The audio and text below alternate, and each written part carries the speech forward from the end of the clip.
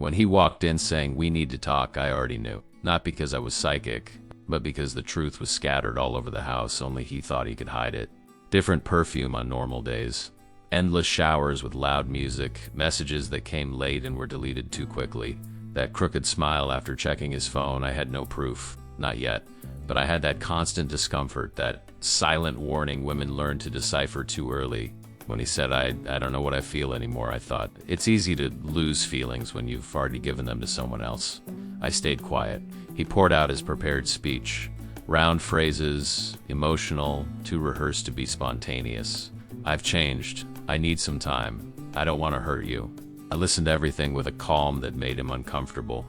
What he didn't know, 2 nights before, while he was taking one of those long showers, his phone buzzed. On the locked screen before he ran to hide it, a name I'd never seen appeared, followed by a heart, silent confirmation. I said nothing that day, not in that moment, because something in me understood cruelly and clearly that today's conversation wasn't about us. It was about him trying to clean his own guilt. When he said he was leaving, I only replied, okay. He looked lost. His script expected tears. When the door closed behind him, I took a deep breath. And that same night, ironically and poetically, I opened the bottle of wine I'd never had the courage to open. I toasted alone. I toasted to the end of a story I'd been living alone for months. First day without him. I woke up to a silent house. It wasn't the silence of abandonment. It was the silence of truth. For the first time in weeks, my body didn't feel that weight of suspicion, that fear of discovering, that fear of confirming. I had already seen enough. The message with the heart, the strange perfume, the long showers, the disappearances for meetings, the nervous way when I showed up unexpectedly. I just hadn't said it out loud, but now I didn't need to. He'd left to live his story with the other woman, and thought that by sparing me the details, he was being honest. Funny how the unfaithful always believe they're being kind. I made my coffee the way I like it. Freedom started in the details. When he texted, "Are you okay?"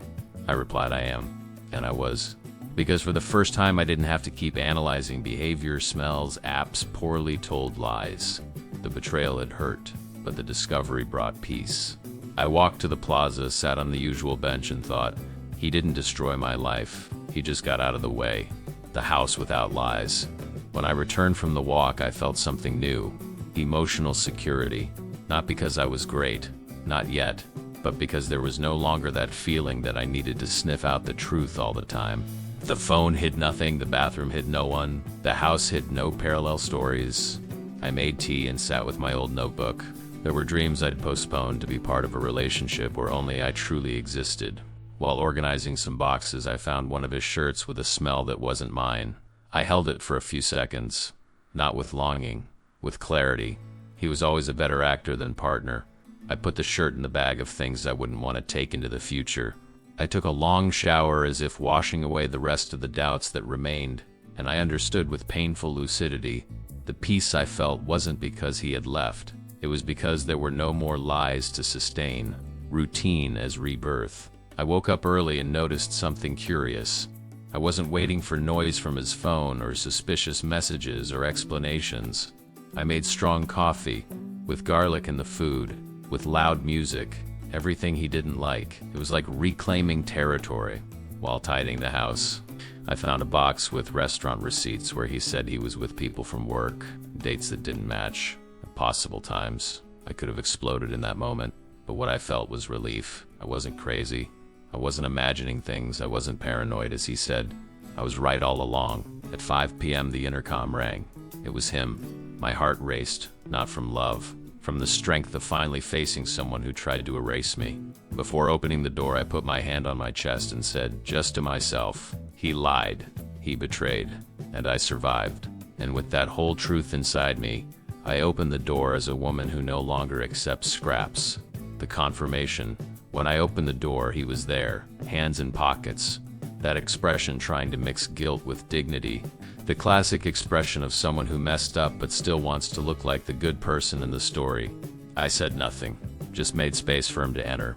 He walked through the living room like someone crossing a minefield, looked around and noticed everything. The clean house, his things separated in a box, my calm demeanor. Tranquility is the greatest revenge for those who expected to see you crumble. I brought some bags. Typical. Worried about logistics when he should be worried about character. We stayed silent for a few seconds. He started putting his things in the bags. Each shirt, each pair of socks, each perfume, each living proof that he'd been here, now leaving never to return, until he stopped. He grabbed the shirt with that strange smell. The smell that, days before, had been the silent alarm of my intuition. He noticed. His face changed. For the first time since the breakup, he looked me in the eyes. "It's not what you're thinking." The classic phrase, the standard script, the universal excuse of the unfaithful. So repeated it already comes with the smell of lies. I took a deep breath. Funny, I didn't say anything. He swallowed hard. I just think it's important to say I don't want you to have the wrong idea. Wrong? I asked with the calm of someone who finally knows the truth. So it's true. He froze, looked away, grabbed another shirt just to have something in his hands.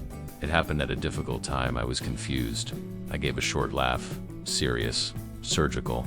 Confused? You were confused for months then. Because the message with the heart, the long showers, the different perfumes, that's all confusion now? He went pale. I didn't want you to find out like this. Oh, of course. You wanted to keep lying until when? Until I became a shadow of myself? He closed his eyes for a second, like someone taking an emotional slap. You don't understand. I do understand. You found someone who gave you adrenaline. Someone new. Someone who made you feel special. You just forgot to mention that while you felt special, I felt invisible. He opened his mouth trying to find a justification. He didn't find one. You always deserve someone better, he murmured, throwing the guilt back as if it were a compliment. I rubbed my forehead. Tired, not of him, but of everything I once believed was love. I deserved honesty, not someone who made me doubt my own intuition. Silence. Long, dense, true. He finally sat on the sofa, defeated not by me but by his own reflection. I was wrong, he said at last. Yes, but the worst mistake wasn't the betrayal. His eyes widened. No? No. The worst mistake was the cowardice. It was thinking I wouldn't notice. It was underestimating my intelligence, my strength, my ability to survive without you. He ran his hand over his face. He looked smaller. I'm sorry. This time I believed he was sorry, but not for me, for himself. I'm sorry too. Sorry for myself, for who I was, for everything I accepted, but now it's over. He nodded, slowly, like someone who finally understands they lost something they never knew how to value. For the first time since I entered that relationship, I said the most liberating phrase. I found myself, and I don't want to lose myself again for anyone. He stayed quiet, finished, empty. He grabbed the bags, walked to the door, and before leaving said, "If you ever want to talk, I don't want to. I want to live." And I closed the door behind him. With firmness, with decision, with peace. The sound of the door closing wasn't an ending. It was a rebirth. When he realizes what he lost. After he left, the house fell silent. But not the heavy silence of the past. It was a clean silence. Light. A silence that suited me. I took a deep breath and allowed myself for a few seconds to lean against the closed door. Not to cry, but to feel the strength running through my chest. I had survived what I once thought would destroy me, and ironically, I didn't need anyone to save me. In the following days, something started to happen. First, slowly, then with the force of a gentle hurricane, I came back to life. Not the version that tried to fit in. Not the version that apologized even for the wind. Not the version that erased dreams to avoid bothering anyone. Me. Whole. For real. I started waking up earlier, not out of obligation, but because my body seemed excited about life. I went back to walking in the neighborhood, cooking what I like. Listening to music, he said, didn't suit me. I reconnected with friends I'd pushed aside because of his emotional crises. I laughed so much during one of those coffee afternoons that I even forgot I'd forgotten how to laugh without looking at my phone expecting problems. The routine, once gray, regained its brightness. Small brightnesses, but mine. Until one afternoon, the inevitable happened. My phone buzzed. It was him. Can we talk? I looked at that message like someone observing something that's no longer part of their own life. It was like looking at an old door that no longer fits in the new house. I could ignore it, but something in me wanted to close this with class, not with escape. I replied, "About what?" He took his time. Maybe he was thinking how to fit guilt into a pretty phrase. Then came, "I miss our conversations," I laughed. For real, because the man who never listened to me now missed the conversations he ignored. I replied, "Do you miss me or the person you were with me?" He didn't respond. Minutes later, another attempt. "I just wanted to see you." I took a deep breath. Not to calm my heart, it was calm, but to choose how I wanted to close that chapter. I wrote, "You didn't see me when we were together. You don't need to try to see me now that you've lost me." Sent. Blocked. I felt the weight of years leaving through my hands. The following days were even lighter. Not because everything was perfect, but because I no longer carried someone else's mistakes on my back. I started noticing small changes. My face looked less tired. My laugh was looser. My body finally seemed to understand it was safe. And then the most silent shift happened, and the most powerful. I stopped thinking about him. Not as a vent, not as a wound, not as a warning. He stopped being the protagonist, and I finally became the main character. One afternoon, something symbolic happened. I was at the market choosing fruit when I saw a couple arguing quietly. The woman asked for calm, the man rolled his eyes with impatience. It gave me a painful déjà vu, but for the first time I didn't feel trapped in it. I just thought, I'll never lose myself like that again. I left the cart for a second, touched my chest, and realized I was whole. Whole like I never was beside him. In that instant, I understood something that changed everything. He didn't lose me now. He lost me when he decided to trade me for crumbs of attention. He lost me when he confused my kindness with weakness. He lost me when he thought I wouldn't find out. He lost me when he believed I wouldn't have the courage to survive without him. What he didn't imagine is that I'd survive better. Much better. That night I came home with flowers, bought by me, for me. I placed them in the center of the table, lit a soft yellow light, and made tea. And while the water boiled, I thought, the turnaround isn't when he comes back. The turnaround is when I decide not to open the door. I smiled. A smile of mine, clean, free. The woman born from that ending was stronger than any beginning I'd ever lived. A new interest, or maybe just a new world. Life is a curious way of returning what we've lost.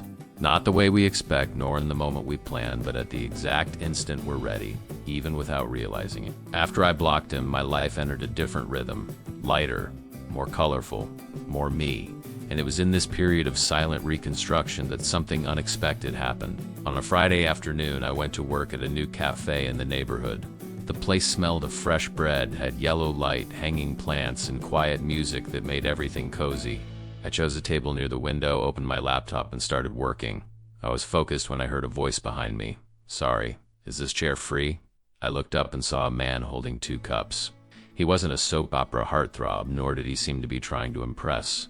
He had stubble, a simple shirt, the kind of person who seems comfortable being exactly who they are. It is. He smiled, a calm smile, the kind that carries no intention, just kindness.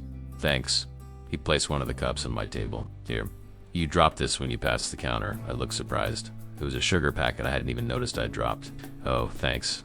I'm a bit clumsy sometimes." Sometimes, he joked. I almost dropped both cups back there. Smiled. A natural, easy smile that my face hadn't made in a long time. "I'm Daniel. Nice to meet you. I'm Lara." His hand was warm, and for the first time that touch didn't trigger anxiety, just calm. We didn't talk much after that because each went back to what they were doing. But now and then I'd look out the window and find his reflection in the glass. And every time that happened, something gentle happened inside me, a small awakening. It wasn't passion, it wasn't need, it was possibility. When I finished my coffee and started putting my things away, Daniel looked at me and said, "Do you come here to work often?" Thought for a second. Before, I would have answered something shy, withdrawn, doubtful, but the new me wasn't afraid to exist, starting today. "I think so," he smiled. Not invasively, but like someone who really liked the answer. Then, "See you next time, Laura." And he got up, leaving the cafe before me. But at the counter, he left a folded napkin. When I opened it, it read, "It was good to see you smile, Daniel." My heart didn't race, but it opened a little. I went home thoughtful. Not because of his gesture, but because of what I felt. I wasn't closed off anymore. I was alive. That night, I called my friend. "Friend? I think I met someone." "What?" "Girl, you bounce back fast. Calm down. It's not like that. It was a light conversation, a good feeling, and that's great. After everything you've been through, you deserve lightness, even if it doesn't turn into anything." She was right. It wasn't about Daniel. It was about the fact that I had emotional space to feel again, without fear, without surveillance, without guilt. It didn't need to be love. It didn't need to be romance. It didn't need to be a relationship. It just needed to be possible. The next day, I went back to the cafe, not because I expected to find him, but because I liked the atmosphere. But he was there, in the corner with the book in his hand. When he saw me, he discreetly raised his cup in greeting, and I did the same.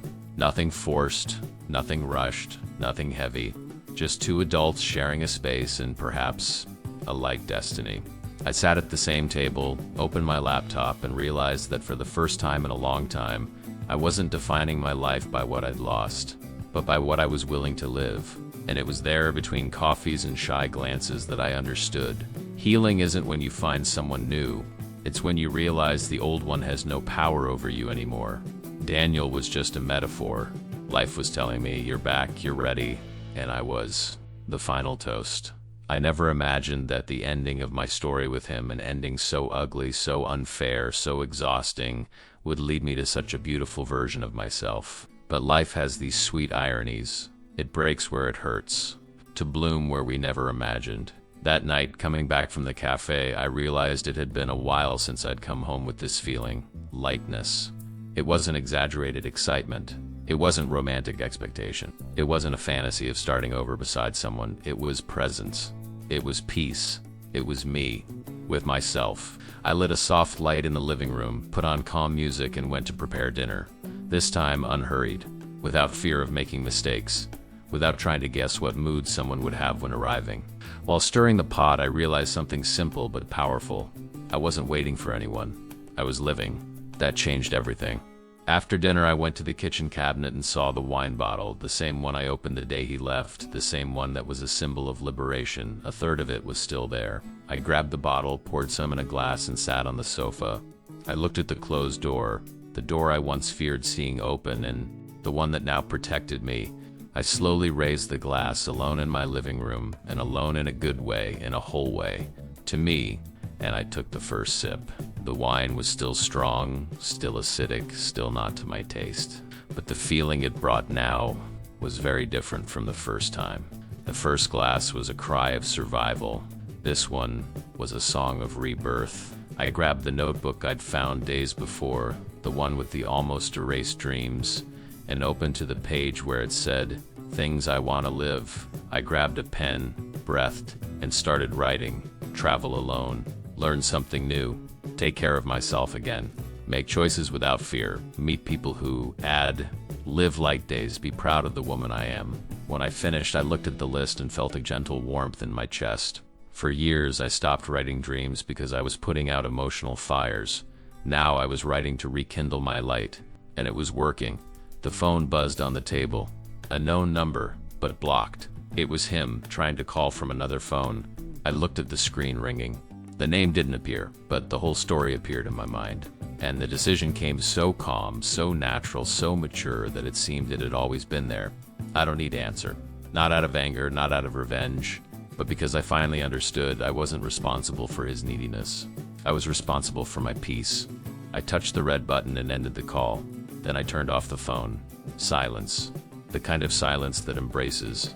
I grabbed the glass again, looked at the reflection of light in the wine, and I realized something transformative. I wasn't toasting to his ending anymore. I was toasting to my beginning. I closed my eyes and let the last pains evaporate. Life, for the first time in a long time, didn't hurt. It was calling me. When I finished the wine, I put the glass in the sink and took a deep breath. It was as if an entire cycle had been closed, without violence, without screams, without need for explanation. It closed because I grew. And there, in the sweet silence of the night, I understood my final phrase. He didn't lose me when he left. He lost me when I stopped coming back. I embraced that truth with an open chest. I embraced myself. And in that instant, I was certain. I survived. I was reborn. And I'll never again accept less than the full life I deserve to live. 3 years later, I found the notebook by accident. It was at the bottom of a drawer, under old documents and forgotten receipts. The same notebook where I once wrote my dreams while my life was falling apart. I sat on the floor right there in the hallway and opened it carefully. The page I'd written that night, the night of the final toast, was still there, but now it looked different. Some things were crossed out, others had check marks beside them, and at the bottom, in newer handwriting, more items had been added. I ran my finger down the original list. Travel alone. I smiled. Barcelona, 2023. Done. Learn something new. Pottery classes. My hands still remember the clay. Done. Take care of myself again every single day now. Done. Make choices without fear. I paused at this one. Still working on it, but better than before. Meet people who add so many beautiful souls. Done. Live like days, most of them now. Done. Be proud of the woman I am. I touched this line gently. Finally. Done. Then I saw the new additions written in different ink, from different moments over the years. Build something that's mine. Open the studio. Done. Love without losing myself. Daniel. Done. Forgive myself for taking so long. Done. Help someone else find their way. Teaching now. In progress. Live without waiting for permission. Still learning. Be enough, just as I am, every day a little more. I ran my fingers over the words and smiled. Not the smile of someone who forgot the pain. The smile of someone who survived it and built something beautiful on the other side. 3 years. 3 years since that door closed. 3 years since that final glass of wine.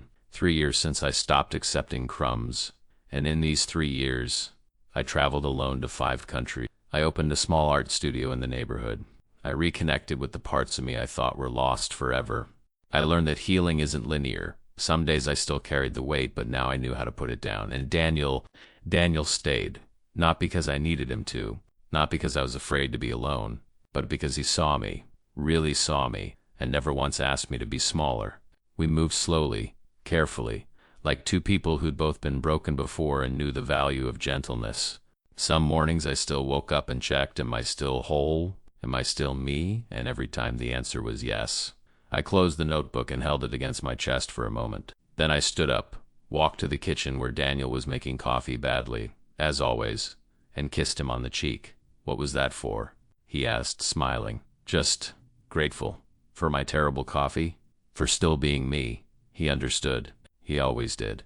That afternoon I added one more line to the notebook, become the kind of woman I needed when I was breaking, and underlined it twice, because that's who I was now. Not perfect, not healed in some final, complete way, but whole, awake, free. And when I looked back at that closed door from 3 years ago, I didn't feel anger anymore. I felt gratitude, because he didn't destroy me when he left. He freed me, and I finally learned to fly. If this story touched your heart, please subscribe to Stories We Tell, leave a like, and share it with someone who needs to hear it. Your support helps us keep creating stories about love, forgiveness, and second chances, because stories that touch the heart deserve to be told and remembered. Thank you for being here.